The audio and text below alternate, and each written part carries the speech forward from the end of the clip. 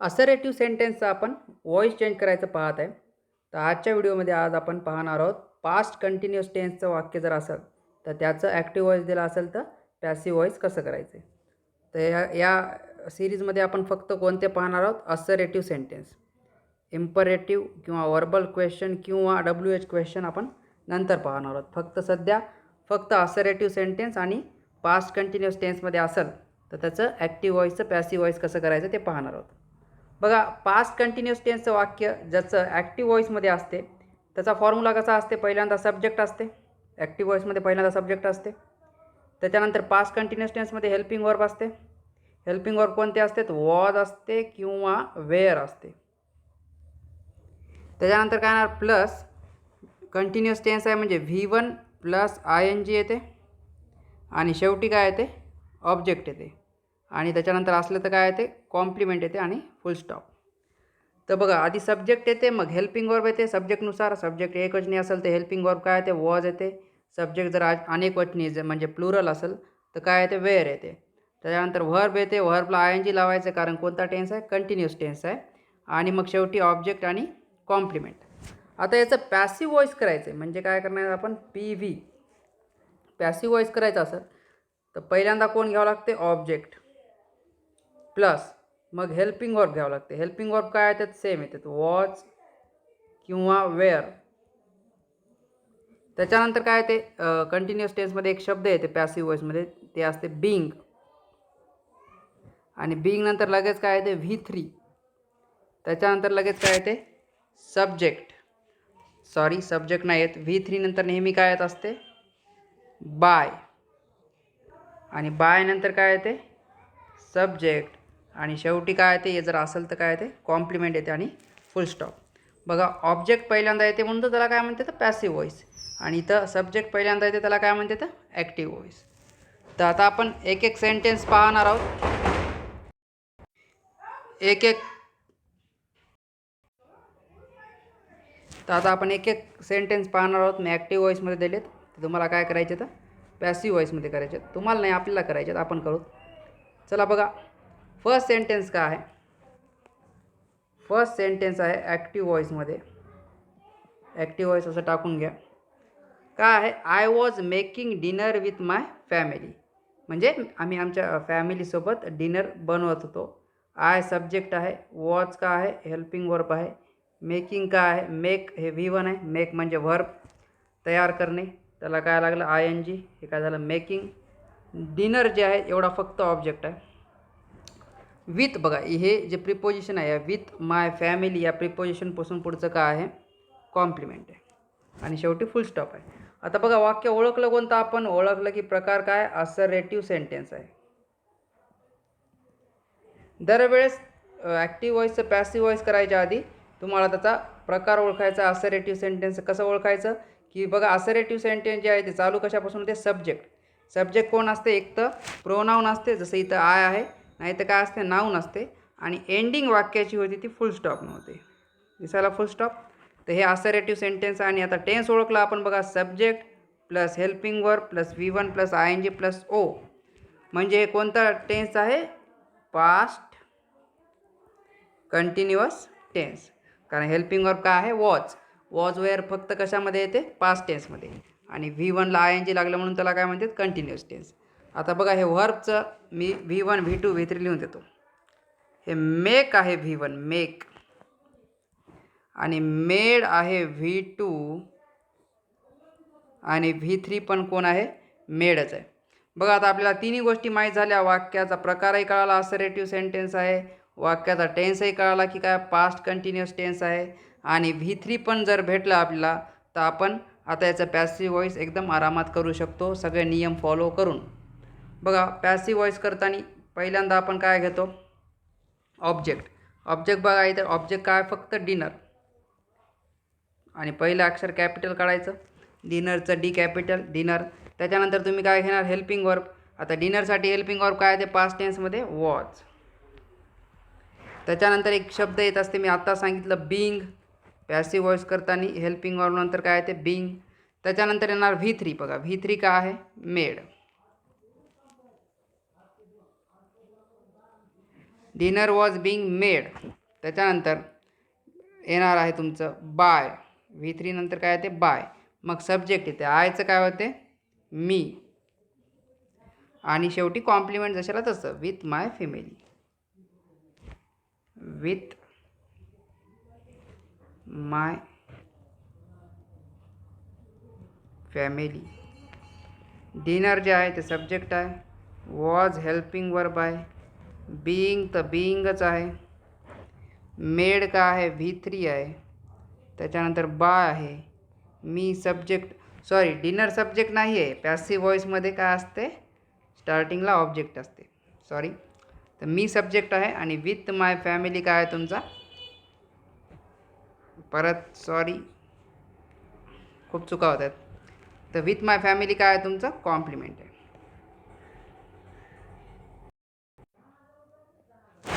चला 2 नंबरचं वाक्य बघा. हे ॲक्टिव्ह व्हॉईस आहे.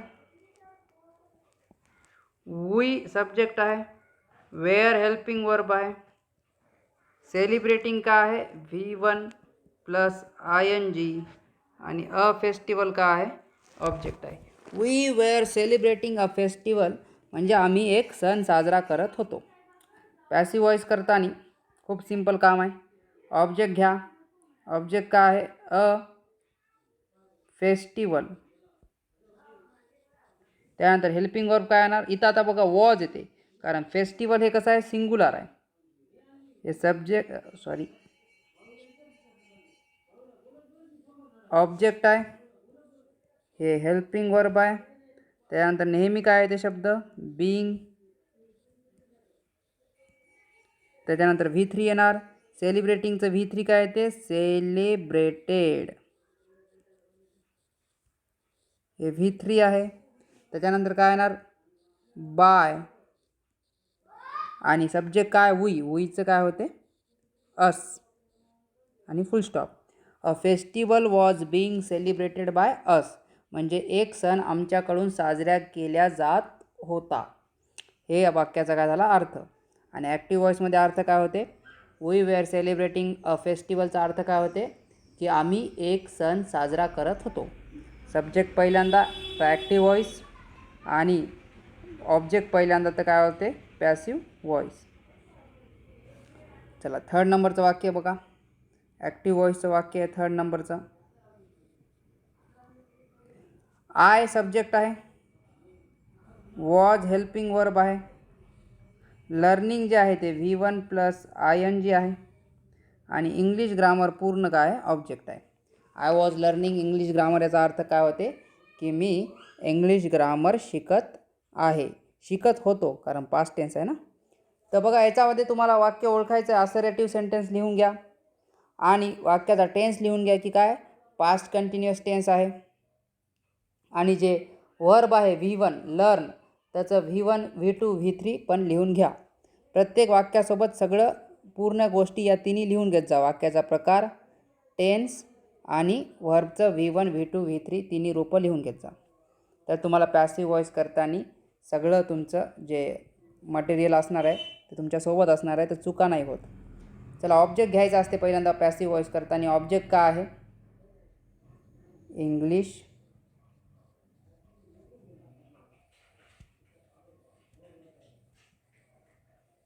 ग्रामर ऑब्जेक्ट झाला.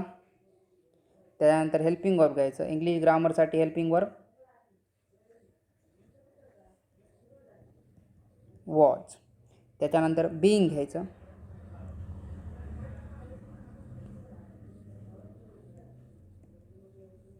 त्याच्यानंतर V3 घ्यायचं असते. लर्नचं V3 असते लर्नड.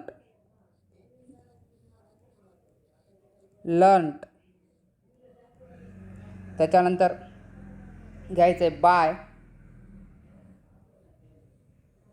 आणि त्याच्यानंतर घ्यायचं असते शेवटी सब्जेक्ट आहे आयचं होते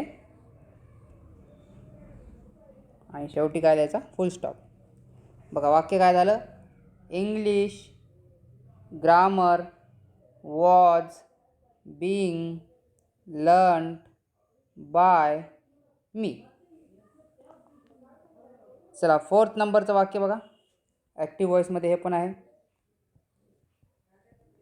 शी subject was helping verb washing V1 plus ING dishes object. हे आहे असर्टिव्ह सेंटेन्स. टेन्स आहे पास्ट कंटिन्युअस टेन्स आणि V1 V2 V3 लिहून देतो. वॉश V1 आहे आणि वॉश्ड आहे V2 आणि V3. चला बघा पॅसिव्ह व्हॉइस करताना हे बघा, हे assertive sentence, past continuous tense आणि V3 आपल्याला माहीत आहे. या तिन्ही गोष्टी माहीत आहेत. पास्ट कंटिन्युअस टेन्स करायला लागायचं. बघा ऑब्जेक्ट घ्या. काय आहे? डिशेस. आता डिशेस जे आहे ते अनेकवचनी आहे म्हणजे प्लुरल आहे. प्लुरलसाठी हेल्पिंग वर्ब काय आहे ते वेअर.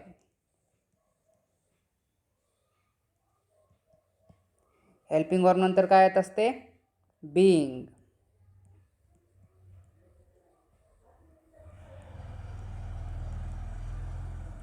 त्याच्यानंतर काय आहे ते V3 काय आहे? वॉश्ड.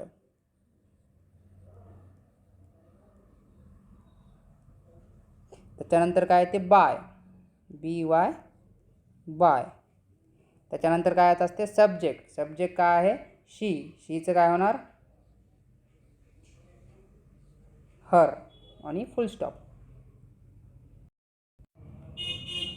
फिफ्थ सेंटेन्स पहा. फिफ्थ हे पण ॲक्टिव्ह व्हॉइस आहे. वाक्य काय आहे?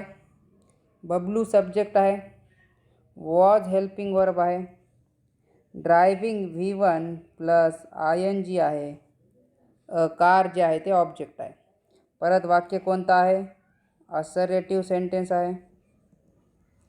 टेन्स आहे पास्ट कंटिन्युअस टेन्स आणि V1 V2 V3 ड्राईव्हचं V3 काय येते? V3 तर लिहून घेतो ड्रिवन. V3 येते काय? ड्रिवन. ड्राईव्ह V1 आहे, त्याचं V3 ड्रिवन. बघा पॅसिव्ह व्हॉइस करताना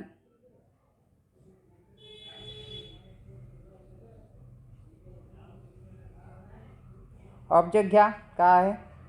अ कार.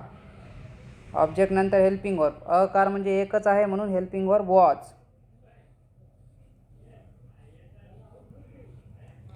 त्यानंतर काय येणार? Being.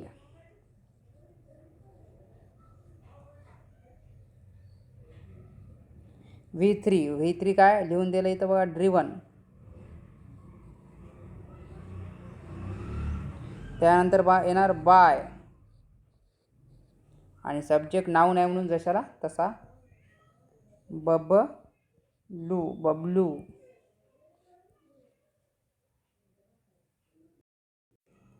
A car was being driven bye Bablu. याचा अर्थ काय होते की बबलूकडून एक कार चालवल्या जात आहे.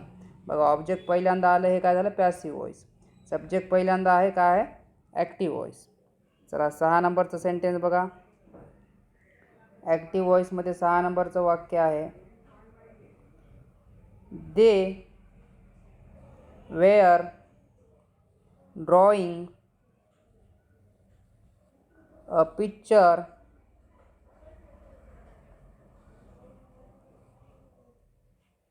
Of horse. दे सब्जेक्ट आहे, वेअर हेल्पिंग वर्ब आहे, ड्रॉइंग V1 प्लस ING आहे, अ पिक्चर ऑब्जेक्ट आहे आणि ऑफ या प्रिपोजिशनच्या पुढचं काय आहे? कॉम्प्लिमेंट आहे. शेवटी काय? फुल स्टॉप आहे. म्हणून वाक्य कोणतं आहे? Assertive sentence, past continuous tense आणि V1 आहे ड्रॉ, V2 आहे ड्रीव, V3 आहे drawn.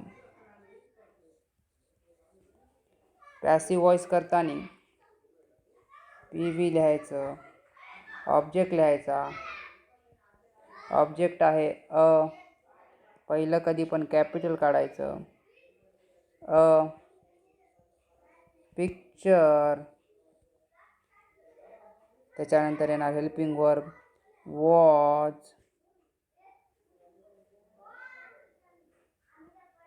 being driven by, subject आहे देचं काय होते them of horse.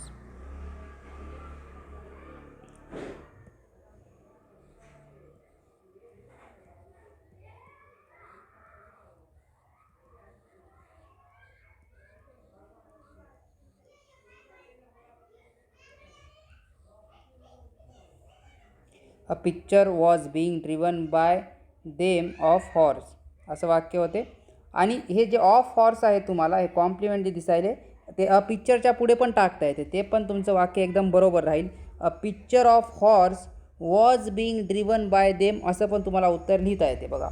असं पण तुम्ही उत्तर लिहू शकता. A picture of horse was, sorry driven नाही, V3 चूक झाला आपलं. V3 काय ते drawn.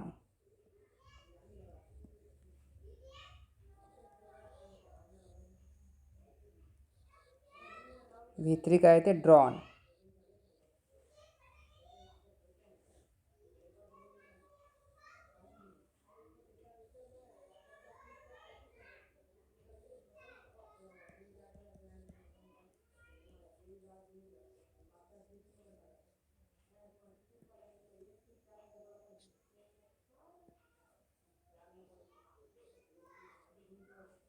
A picture of horse was being drawn by them असं उत्तर येतं त्याचं. दोन्ही पण उत्तर चालतात. चला नेक्स्ट बघा 7 नंबरचं. हे ॲक्टिव्ह व्हॉइसचं वाक्य आहे. पोलीसमॅन जे आहे तुमचा सब्जेक्ट आहे, वॉज हेल्पिंग वर्ब आहे, चेसिंग V1 प्लस ING आहे, अ थीफ ऑब्जेक्ट आहे. वाक्य असर्टिव्ह सेंटेन्स आहे, पास्ट कंटिन्युअस टेन्समध्ये आहे आणि चेस याच्यामध्ये वर्ब आहे. त्याचं V3 येते चेस्ड, ED लावायचं. बघा पॅसिव्ह व्हॉइस करताना ऑब्जेक्ट घ्या अ थीफ, ऑब्जेक्ट झाला हेल्पिंग वर्ब काय येणार वॉज. त्याच्यानंतर कोणता शब्द बीइंग. त्याच्यानंतर V3 काय चेस्ड. त्याच्यानंतर बाय आणि शेवटी काय subject police.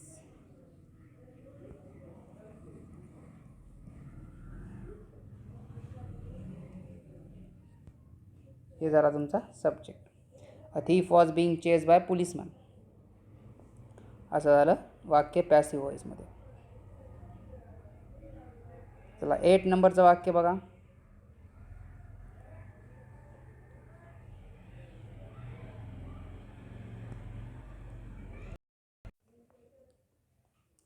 We subject, were helping verb, cutting V1 plus ING, tomatoes आहे ऑब्जेक्ट, वाक्य आहे असर्टिव्ह सेंटेन्स, सब्जेक्टपासून चालू व्हायले म्हणून काय ॲक्टिव्ह व्हॉइस आहे, पास्ट कंटिन्युअस टेन्स, कट आहे V1, कट आहे V2 आणि कटच आहे V3. काय ते याचा पॅसिव्ह व्हॉइस. ऑब्जेक्ट घ्या टोमॅटोज, हे अनेक वचनी आहेत, खूप टोमॅटोज आहेत बघा, ES लागले म्हणून इथे हेल्पिंग वर्ब येते वेअर. त्याच्यानंतर शब्द येते बीइंग, V3 येते कट, त्याच्यानंतर येते बाय आणि उईचं होते अस.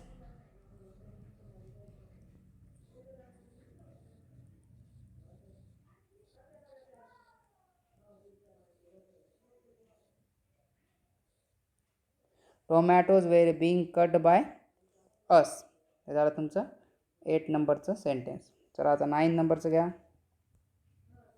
हे पण ॲक्टिव्ह वॉईसचं आहे, कारण कशापासून चालू आहे? सब्जेक्ट. सब्जेक्ट काय आहे? आय. वॉज आहे हेल्पिंग वर्ब. सिंगिंग आहे V1 plus ING. A song आहे ऑब्जेक्ट. सिंग जे आहे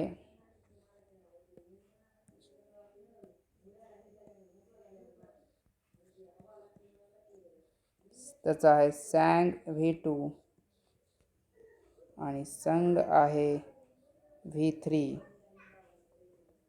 पॅसिव्ह वॉइस करताना ऑब्जेक्ट घेणार तुम्ही अ सॉन्ग. हेल्पिंग वर्ब घेणार वॉज. एकवचनी आहे म्हणून हेल्पिंग वर्ब काय येणार? वॉज.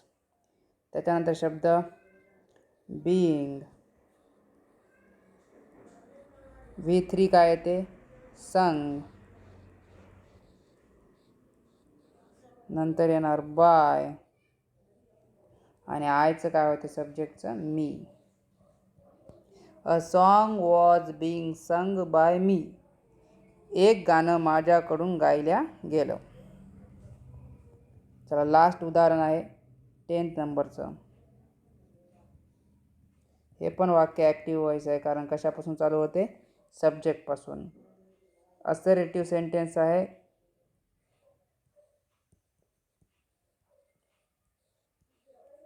पास्ट कंटिन्युअस टेन्स आहे. वर्बचं पहिलं रूप आहे फाइंड. V2 येते फाउंड.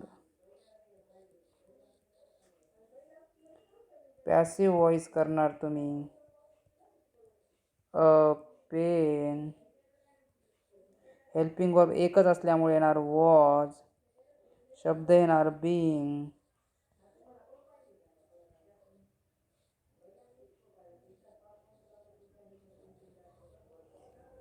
त्याच्यानंतर येणार V3 फाउंड.